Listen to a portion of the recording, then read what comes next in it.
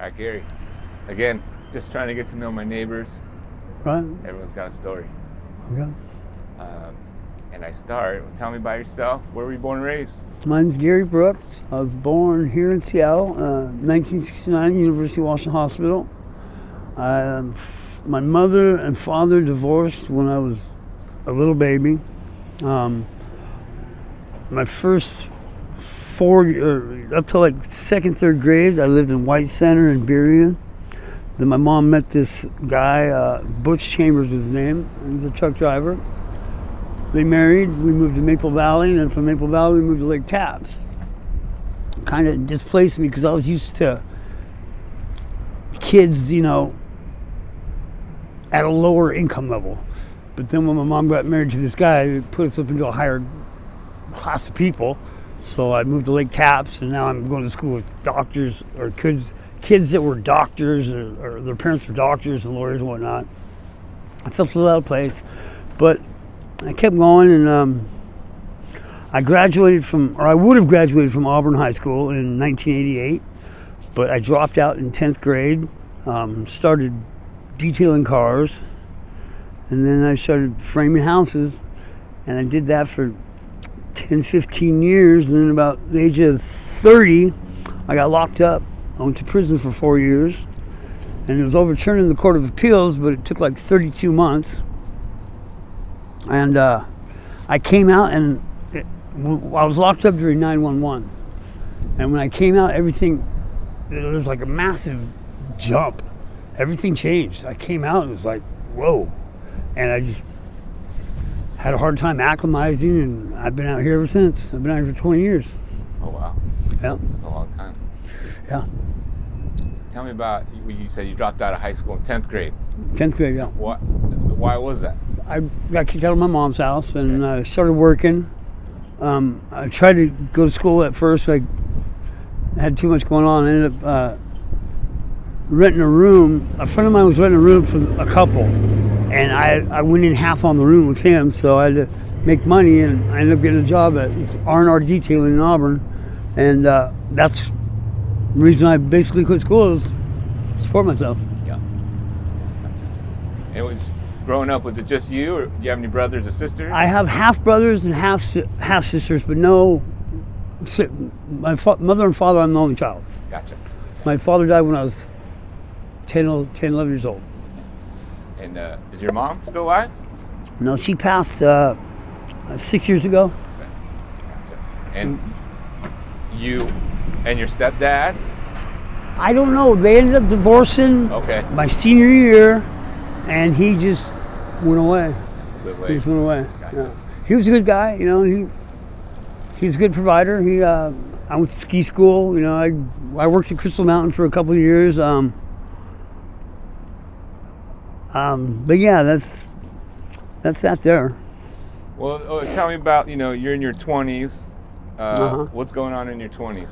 My 20s, I moved to Hawaii. I was living over there, working for a contractor over there, making decent money. Lived on the North Shore of Kauai, was doing a lot of surfing, hanging out. I came back here for a girl that I'd been going out with, and but while I was away, we kind of went separate ways, and I ended up meeting another girl, and she got pregnant, and she had the boy. Ryder was his name. We named him, and she got pregnant again with twins, with Tabitha and Gunner, and then. At the age of 30, that's when I broke off the time I told you about. Yep. Okay, and during that time, I requested blood tests because I had some issues, and we found out that the first child wasn't mine. Wow.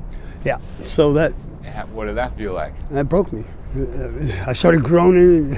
I was in a cell in King County Jail, and I was looking at it, because this child had come into my life, and it gave me purpose and reason, and it gave me a reason to go to work and come home and spend time with the child. And when I found out he wasn't my child, it broke me. It was rough. I'm curious too, because you were his dad. Yeah. And did you continue to be his dad in that did. sense? But when she found out that I wasn't the biological father, she took off to California with the kids. And when I came out, I did 32 months. When I came out, I tried finding her, and to no avail, I couldn't find her. I found her dad, talked to him, and he says, "Oh, Gary, I don't know where she's at. I don't know what happened." And I lost them. I lost my kids. And the twins, you are the biological father. I am the biological father, and I found my daughter on Facebook here about 5 years ago. She's down in Portland. She's doing good. And so is Gunner, my boy. So He's you doing good too. reconnected with them? Yes. Yeah, I've been talking with them. Gotcha. Yes. So they went to California. You stayed up here. I stayed up here. And I've been out homeless, wandering around for... Yeah, you said 20 years. 20 years. I've done some, occasionally I'll get a job, do some, cash work, but nothing on the books. Just kind of, society advanced so quick, so fast. I come out in the phones and computers and stuff. It was like, whoa, it was just too much for me. Tell me about that. 20 years ago, the first time you became unhoused. Like, how did that happen? I came out of prison. And they didn't set you up? What happens when you come out of prison? It depends on your case. If you're a violent offender or if you're a sex offender, they'll give you housing.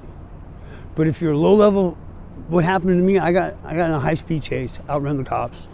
Okay, and they don't really provide housing. They kind of expect you to reintegrate by yourself, but I didn't really have anything to work with.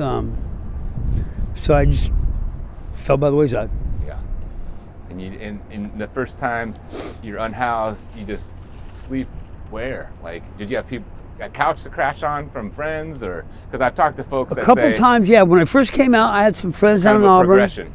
Yeah, I had some friends that I stayed with, and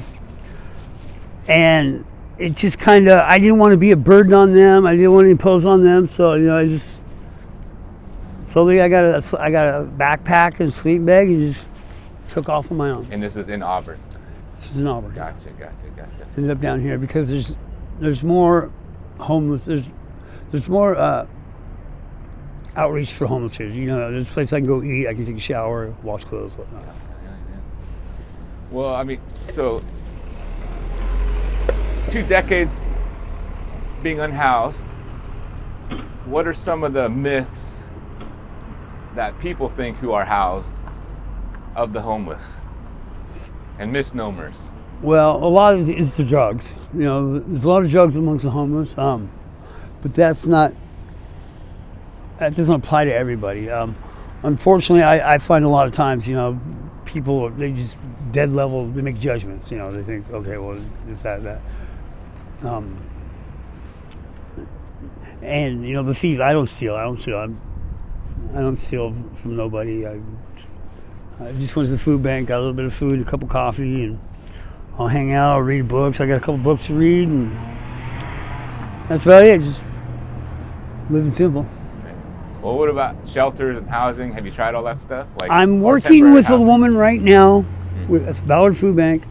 She's getting the wheels rolling for me. Oh, nice. So I think something's going to come out of it. Yeah. Great. Gary, I touched on it a little bit, but is there anything that you would want the people of Seattle to know? Peace. Tell me more about that. Just don't